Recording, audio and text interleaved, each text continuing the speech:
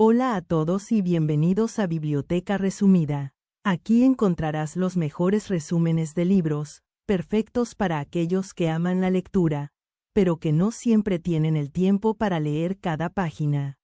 Si te gusta el contenido, no olvides suscribirte al canal para no perderte ningún resumen. Vamos a empezar. Resumen de la mente de los justos de Jonathan Haidt. Introducción. Jonathan Haidt nos invita a mirar el mundo desde una perspectiva cósmica. Imagina una cámara alienígena captando una imagen de la Tierra cada 10.000 años. Durante la mayor parte del tiempo verían un planeta en calma, con glaciares avanzando y retirándose, plantas dispersas, volcanes.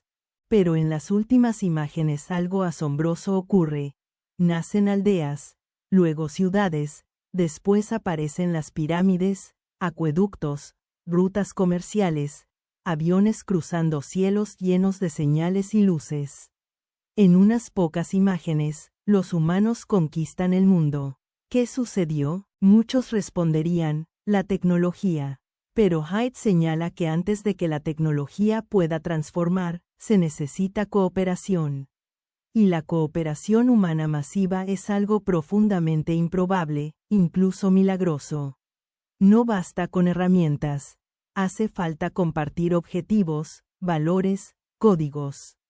Hace falta moralidad. Para entender por qué vivimos como lo hacemos, debemos entender cómo nuestra psicología moral evolucionó para permitir el nacimiento de aldeas, religiones, naciones y sistemas de justicia.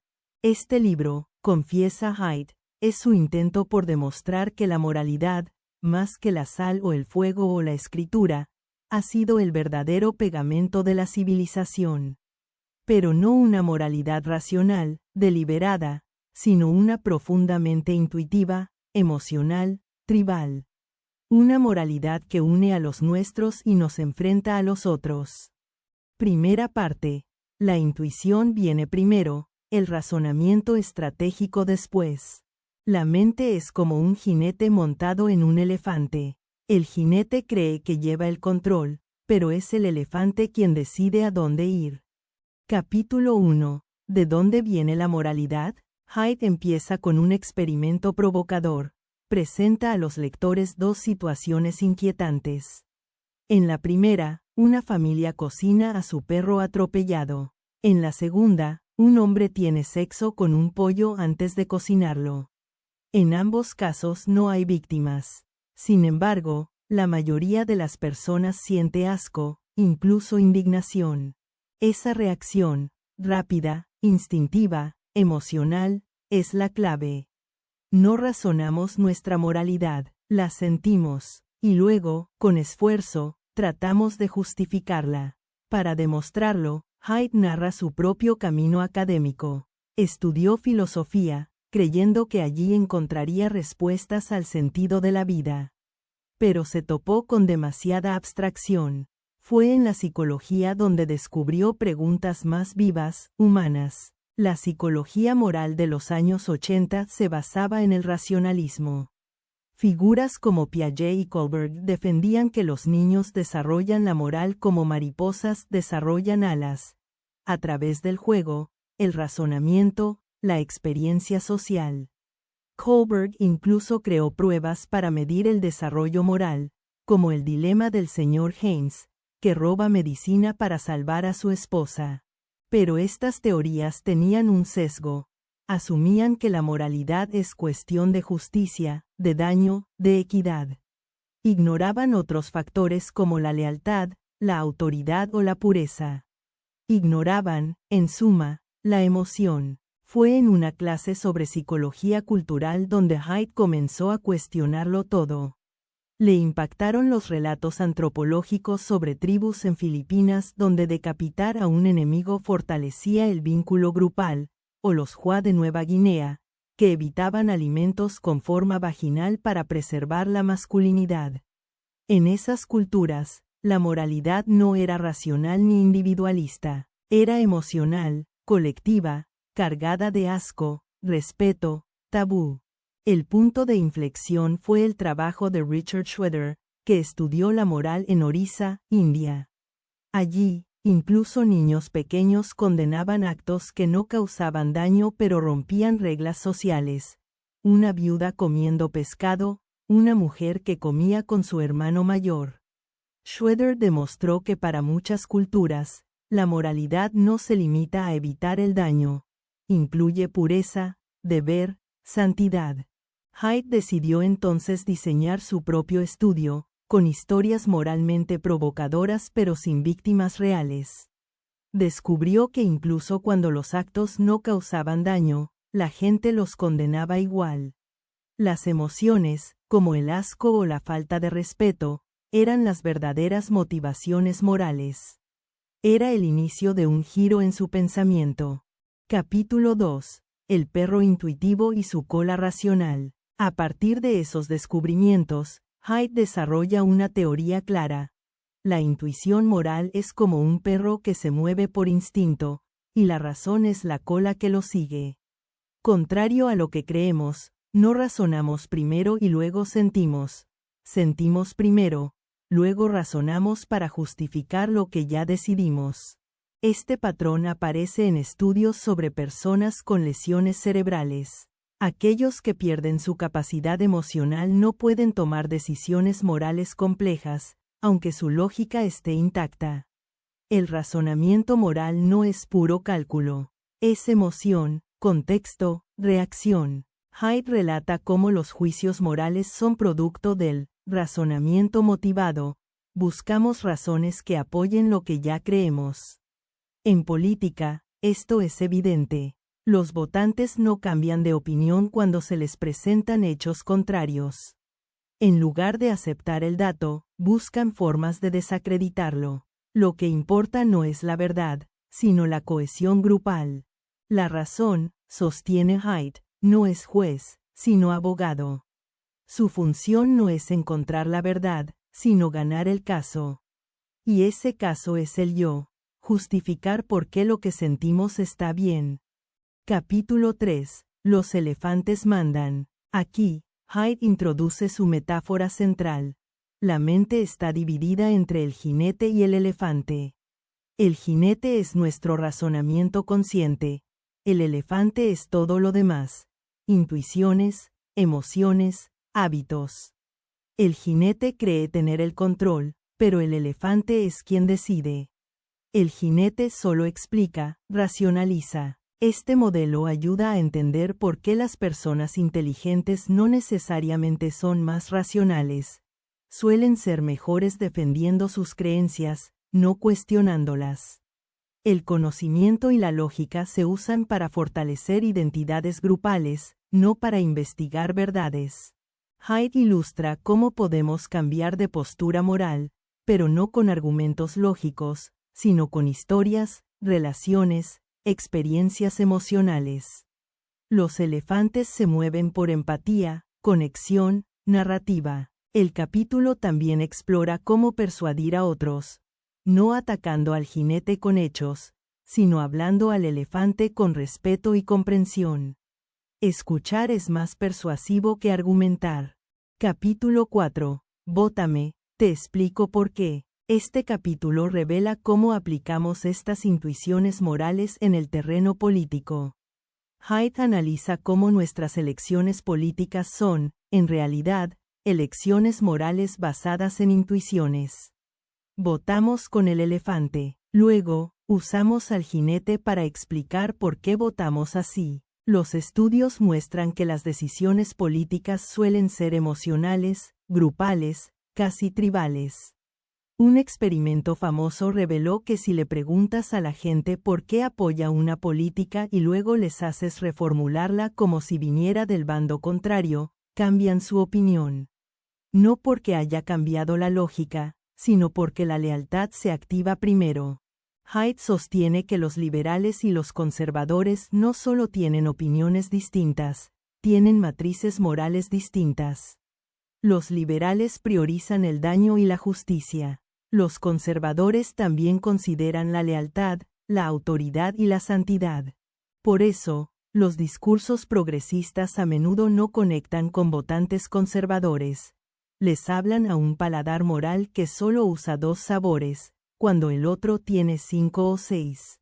El tribalismo político, exacerbado por redes sociales, refuerza estos instintos. Votamos no solo por ideas, sino por pertenencia.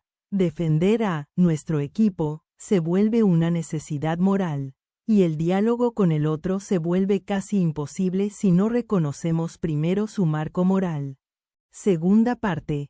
La moralidad es mucho más que justo e injusto. Metáfora central. La mente moral es como una lengua con múltiples receptores de sabor. No todos los paladares morales son iguales. Capítulo 5. Más allá de la moralidad weird. El capítulo arranca con una observación reveladora. La mayoría de los estudios psicológicos sobre moralidad se hacen en países occidentales, educados, industrializados, ricos y democráticos, es decir, weird, por sus siglas en inglés. Pero Haidt, al contrastar esto con su experiencia en Brasil y en otras culturas, ve que los occidentales son una rareza evolutiva, una anomalía moral. En el mundo weird, la moralidad gira en torno a los derechos individuales, la equidad, la libertad y el daño. Pero fuera de ese mundo, la moral está imbricada en la estructura social, la jerarquía, el honor y la pureza.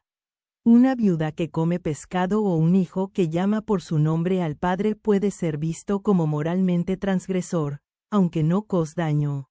Haidt revive aquí su experiencia en Brasil.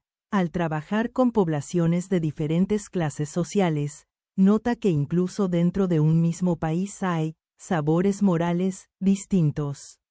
Los más pobres, más religiosos, más orientados a la comunidad, condenaban actos que los liberales urbanos consideraban triviales o personales.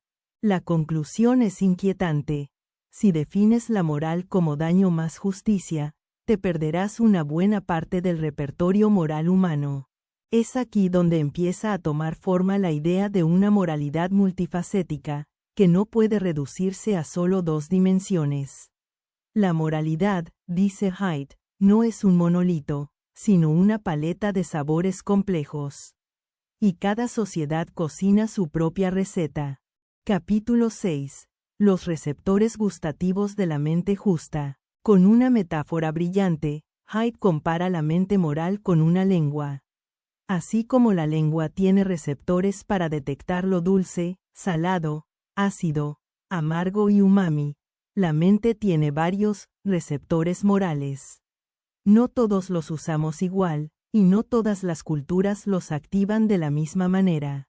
Haidt propone 6 fundamentos morales básicos. 1. Cuidado, daño, proteger a los vulnerables. 2. Libertad, opresión, rechazo a los abusos de poder. 3. Justicia, trampa, equidad y reciprocidad. 4. Lealtad, traición, cohesión del grupo. 5. Autoridad, subversión, respeto a las jerarquías legítimas. 6. Santidad, degradación, aversión al asco, lo impuro, lo profano.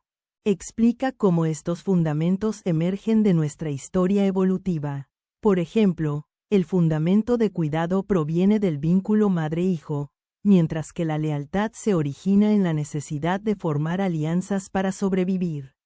La santidad, por su parte, tiene raíces en la necesidad de evitar enfermedades o mantener lo sagrado separado de lo profano. Los liberales, según Haidt, activan con fuerza solo 3 de estos fundamentos: cuidado, justicia, libertad, mientras que los conservadores activan los 6. Esto no los hace moralmente superiores, pero sí más omnívoros, en términos morales. Es como si usaran una lengua completa, mientras que los progresistas emplean solo una parte. El capítulo concluye con una invitación. Si deseas comprender al otro, aprende a reconocer sus fundamentos. Habla en su lengua moral. No insultes su paladar con tus sabores favoritos. Capítulo 7. Los fundamentos morales de la política. Haidt despliega aquí un mapa detallado del campo de batalla moral en la política. Explica cómo los partidos políticos, en lugar de representar ideas racionales, representan matrices morales. No votamos tanto por propuestas, sino por visiones morales del mundo que resuenan con nuestras intuiciones. Los liberales ponen el énfasis en el cuidado y la justicia. Se conmueven ante el sufrimiento de los marginados, luchan por la equidad y los derechos individuales. En cambio, los conservadores apelan a la lealtad, la autoridad y la santidad. Valoran la tradición, la familia, el orden, y reaccionan con fuerza ante lo que perciben como amenazas al cuerpo social. Haidt analiza discursos políticos, campañas y movimientos sociales, y muestra cómo cada lado cocina sus propuestas con los ingredientes morales que su audiencia prefiere. Una política efectiva no es la que ofrece mejores datos, sino la que activa más receptores morales. Un ejemplo, el matrimonio homosexual. Los liberales lo enmarcan como un tema de justicia e igualdad. Los conservadores lo ven como una transgresión de la santidad y el orden. Ambos usan argumentos lógicos, pero en realidad están hablando desde emociones y visiones del mundo muy distintas. Haidt no toma partido. Su objetivo no es convencer, sino mostrar que detrás de cada conflicto político hay una colisión de matrices morales. Entender esto puede ayudarnos a dialogar, y quizá, a construir puentes. Capítulo 8. La ventaja conservadora. Este capítulo es una provocación elegante. Haidt, autodeclarado liberal en su juventud, reconoce que los conservadores tienen una ventaja en el terreno político. Usan más fundamentos morales. Y por tanto, pueden conectar con más votantes. Estudia campañas políticas exitosas, como la de George W. Bush, que supo hablar de patria, fe, familia, autoridad y tradición. Mientras tanto, muchos progresistas insistían en datos, argumentos, racionalidad. Pero la gente no vota con el cerebro lógico, vota con el elefante. Haidt no sugiere que los conservadores sean más buenos. De hecho, también critica cómo algunos usan el miedo, el tribalismo o la xenofobia para movilizar. Pero subraya que su lenguaje moral es más completo y emocionalmente resonante. Los liberales podrían aprender de eso. Ofrece un ejemplo revelador. Cuando los progresistas hablan de desigualdad, lo hacen desde la justicia. Pero si enmarcaran el problema como una traición a la lealtad nacional o como una forma de corrupción moral, los poderosos engañan al pueblo, podrían apelar también al paladar conservador. El mensaje es claro: quien domine más receptores morales tendrá más poder para unir a las masas. Y quien hable solo desde una moralidad reducida, terminará predicando solo a los conversos. Tercera parte. La moralidad une y ciega. Metáfora central. Somos 90% chimpancé y 10% abeja. Podemos actuar por el bien del grupo, pero a un costo: el tribalismo y la ceguera moral. Capítulo 9. ¿Por qué somos tan grupales? Haidt comienza este capítulo con una afirmación potente. El ser humano no fue hecho para vivir solo, ni siquiera como mero individuo racional. Somos, en lo profundo, animales tribales. La moralidad nos permite formar grupos, y esos grupos nos dan sentido, pertenencia, y enemigos. La base biológica de este comportamiento dual, individualista y grupal, se remonta a la evolución. A nivel individual, competimos por recursos, estatus y reproducción. Pero a nivel grupal, las sociedades más cooperativas superan a las egoístas. Darwin ya lo había intuido. Las tribus más solidarias vencen a las que no logran unirse. Haidt propone entonces una visión radical. El yo no es solo un centro de conciencia, sino una célula en un superorganismo social. Cuando nos unimos a un grupo, una causa, un equipo, una religión, nos sentimos más fuertes, más seguros, pero también más ciegos. La moralidad, entonces, no solo nos une, También nos ciega ante otras verdades, otras perspectivas. Ilustra este fenómeno con estudios sobre identidad grupal. En uno, asignan a personas a grupos arbitrarios, camisetas rojas o azules.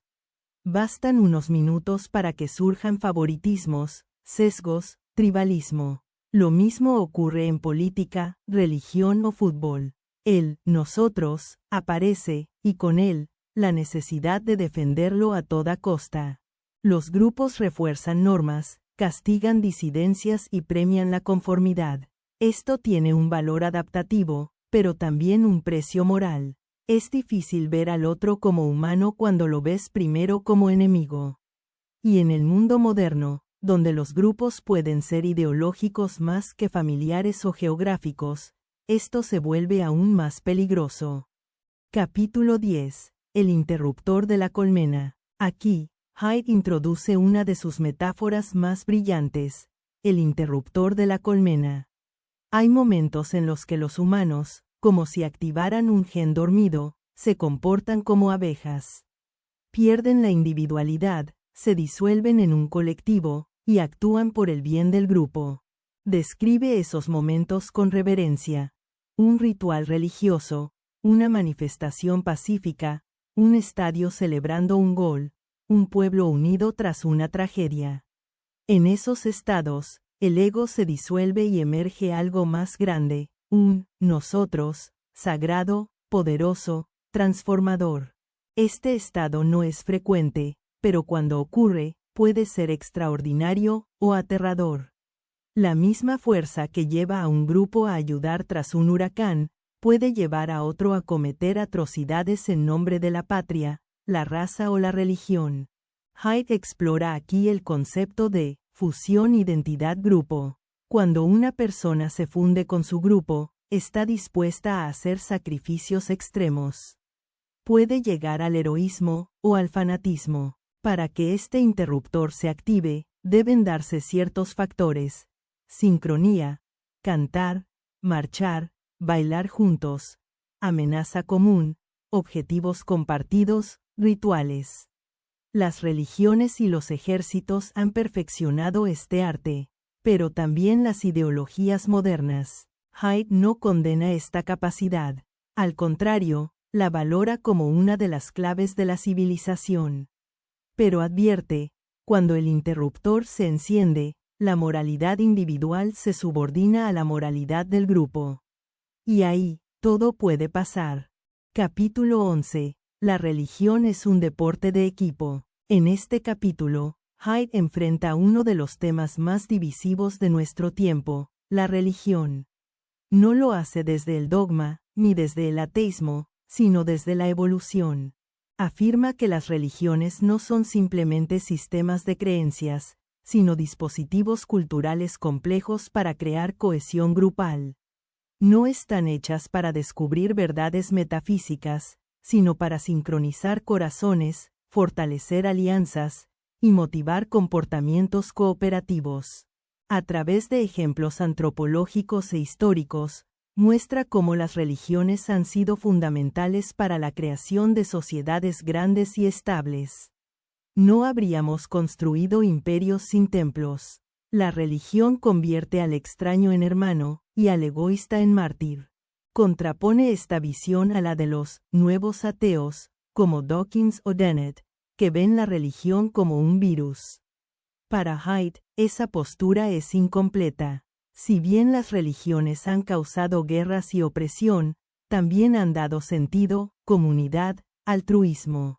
Analiza experimentos que muestran que cuando se activa el pensamiento religioso, a través de símbolos, palabras o rituales, las personas son más generosas, más cooperativas, pero solo con los de su grupo.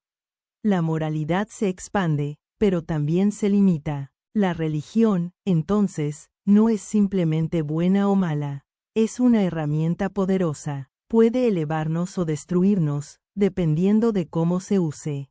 Es, en palabras de Haidt, un deporte de equipo. Y como todo deporte, genera pasión, unidad y rivalidad. Capítulo 12. ¿No podemos disentir de forma constructiva? Este último capítulo es el clímax emocional del libro. Hyde ya ha demostrado que la moralidad no es objetiva, que nuestras intuiciones mandan, que estamos divididos por matrices morales distintas. Pero entonces plantea la pregunta urgente: ¿es posible convivir en desacuerdo?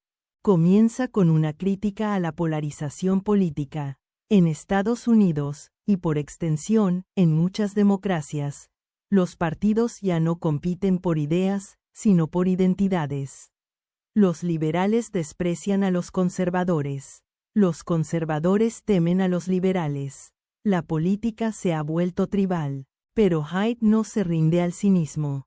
Propone caminos. Primero, reconocer nuestras propias cegueras. Todos somos hipócritas morales. Vemos la paja en el ojo ajeno, no la viga en el propio.